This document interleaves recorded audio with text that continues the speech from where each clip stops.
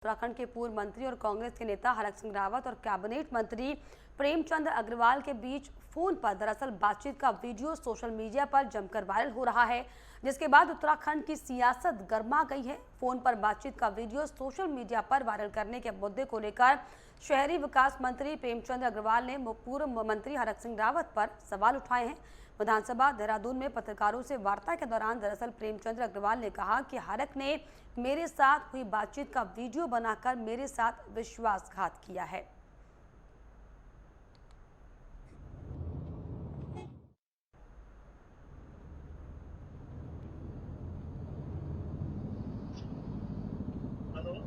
हाँ भाई साहब नमस्कार। जी नमस्कार भाई साहब। और ठीक है? अरे हम तो हम आपकी विधानसभा में गए थे, आपकी विधानसभा में गए थे। मैंने कहा ऋषिकेश। धन्यवाद आपका। वो भाई साहब मैं ये कह रहा था, मैं IDPL उनके धरने पे गया था ना। जी आप वो मेरी DFO से भी बात हुई थी, त्रिपाठी से, और उससे भी बात हुई थी अनूप मलिक जो प्रमुख सचिव वन संरक्षक है। जी जी अब उनका कहना तो यह है कि भाई 23 तारीख को कल के दिन हम JCB लेके तोड़ देंगे। हाँ तो मैं ये कह रहा हूँ कि मैंने उनको भी कहा भाई इस समय बरसात का समय है, बरसात के समय में तो मैंने कहा फिलहाल एक्चुअल क्या है ना कि फिर आगे आपको भी मौका मिल जाएगा बातचीत करने का, कोई रास्ता निकालने का। जी अभी तो आप फिलहाल DM को बोल के और DFO को बोल के कि भाई, और इसको उसको चीफ कंजर्वेटर को बोल के बरसात का समय है, बोलो इस समय फिलहाल 1-2 महीने से सितंबर तक तो वैसे ही स्थगित कर दो आप। नहीं, मेरी बात हुई थी अभी DM से 1 घंटा पहले। अच्छा। मैंने कहा भैया भारी जो आपने वर्जन दिया यही वर्जन मैंने उसको दिया। हाँ बल्कि 1:45 के लगभग बात हुई। मैंने कहा भैया इनको क्यों उजाड़ रहे हो, बारिश में इन पे ना तो जगह है ना स्थान है। हाँ मैंने बल्कि दूसरी बात कही है, मैंने कहा अभी जहाँ पे हमारे इंक्रोचमेंट हो रखा है, लोगों ने झोपड़ी बस्ती बना रखी है। हाँ मैंने भी आज उनके संबोधन में वहाँ यही बोला भाई हम ऐसी स्थिति में आप उनको भी जगह देते हो, रास्ता के लिए खाना भी देते हो, सब कुछ देते हो। हाँ। और इनको तो उजाड़ रहे हो, तो इनको भी है भाई। बरसात में तो कम से कम तो मानवता हमारे में रहनी चाहिए ना। हाँ तो वो बोल रहे हैं कि ऊपर से। मैंने कहा भाई कैसे भी होगा, कहीं बात आए तो बोल देना मैंने कहा है, बस देखी जाएगी जो भी होगा। कम से कम इतना 1-1.5-2 महीना जब तक करे नहीं, 1.5 साल हमने दे दिया। मैंने कहा कोई बात नहीं, 1.5 साल दिया है तो अभी बारिश का मौसम है ना।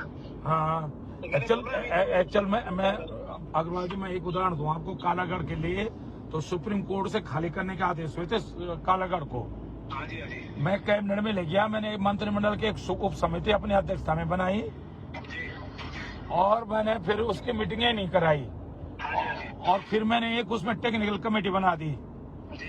तो आप भी इसी तरह जो है ना अगली कैबिनेट में इसको ले जाके इस मुद्दे पे एक अपने अध्यक्षता में सीनियर, क्योंकि आप फॉरेस्ट मिनिस्टर आपसे जूनियर है, मतलब एज ए मंत्रिमंडल के रैंक उसके हिसाब से, तो आप अपने अध्यक्षता में एक कमेटी बना दें इसके लिए। फिर 3 महीने बाद मीटिंग करना, ऐसी 2-3 मीटिंगें करना। अभी मीटिंग हो रही है क्योंकि अभी तो मैंने मुख्यमंत्री से भी 2-3 बार वार्ता कर ली इस बारे में। हाँ एक तो कोई तरीका ढूंढ रहा हूँ मैं भी, जो रास्ता ही निकल जाए।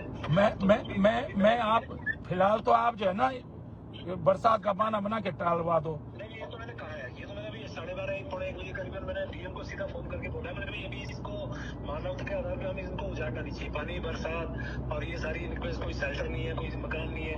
वो कह रहे भाई जो लोग जिन पे मकान है कम से कम खाली करें। मैंने चलो उस पर हम विचार करेंगे, कम से कम जिन पे नहीं है उनको तो आप मानवता के आधार पर रोको ना।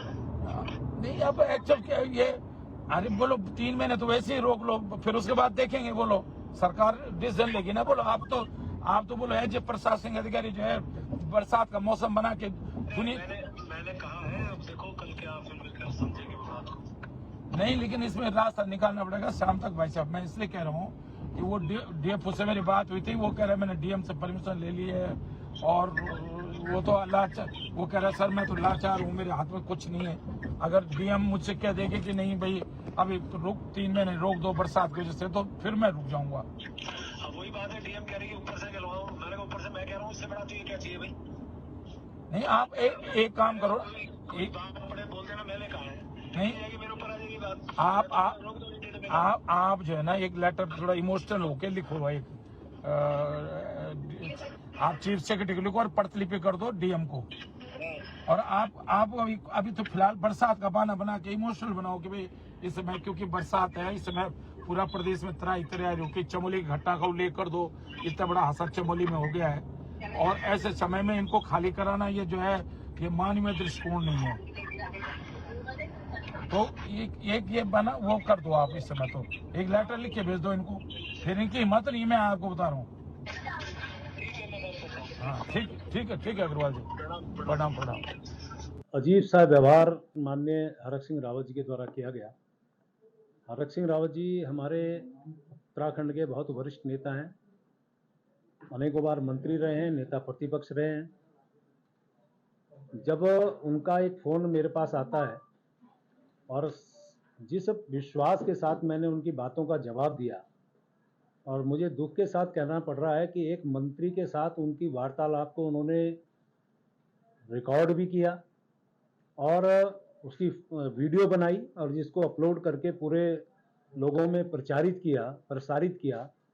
ये एक विश्वास ख़त्म करने वाला कदम मैं कह सकता हूँ उनके द्वारा, क्योंकि आप जानते हैं कि किसी भी मंत्री के साथ बात करने का मतलब ये नहीं होता कि आप उनकी किसी भी बात को इस प्रकार से प्रचार प्रसार करें। लेकिन ये बात भी सच है कि कांग्रेस और कांग्रेस जनों के द्वारा जिस प्रकार की ये सस्ती लोकप्रियता के कारण इस प्रकार के हथकंडे अपनाए जाते रहे हैं, ये उसमें से भी एक बढ़ती हुई एक श्रृंखला का उनका एक कदम मैं कह सकता हूँ। और जब भी कांग्रेस इस प्रकार की कदम उठाती है तो निश्चित रूप से जनता भी देखती है। और मैं जानता हूँ कि मैं तो पहली बार मंत्री बना हूँ, वो तो अनेकों बार मंत्री बने हैं।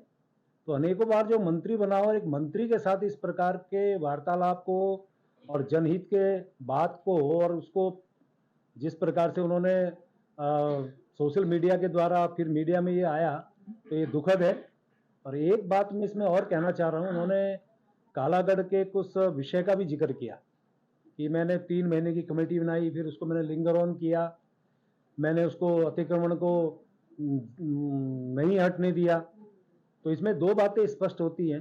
पहली तो ये कि आपने जब कोई मंत्री शपथ लेता है तो उसमें पद के सापेक्ष वो गोपनीयता रखने की भी शपथ लेता है। तो आपने गोपनीयता भंग की है ये बता के कि मैंने ऐसा किया, और साथ में आपने ये भी कहा कि मैंने अतिक्रमण को नहीं हटने दिया, का मतलब आप अतिक्रमण बढ़ाने वाले हैं, अतिक्रमण करने वालों का साथ देने वाले रहे आप। तो ये इस प्रकार की जो बातें हैं मैं समझता हूँ कि ये कदापि उचित नहीं कही जा सकती। और मैं ये भी कह सकता हूँ कि जो आईडीपीएल के जो हमारे लोग हैं उसके लिए सरकार भी उनके साथ सहानुभूति रखती है, मैं भी सहानुभूति रख रहा हूँ। मैंने लगातार जिलाधिकारी से बात की है, माननीय मुख्यमंत्री से बात की है और रास्ता निकालने का हम काम कर रहे हैं। लेकिन उसके बावजूद इस प्रकार का उनका कदम उठाना, ये निश्चित रूप से आप जानते हैं कि आज कांग्रेस हाशिए पे है और वो मुद्दा लपक के और उसमें राजनीति और उसमें भी हल्की राजनीति करना चाहती है, उन्हीं को मुबारक।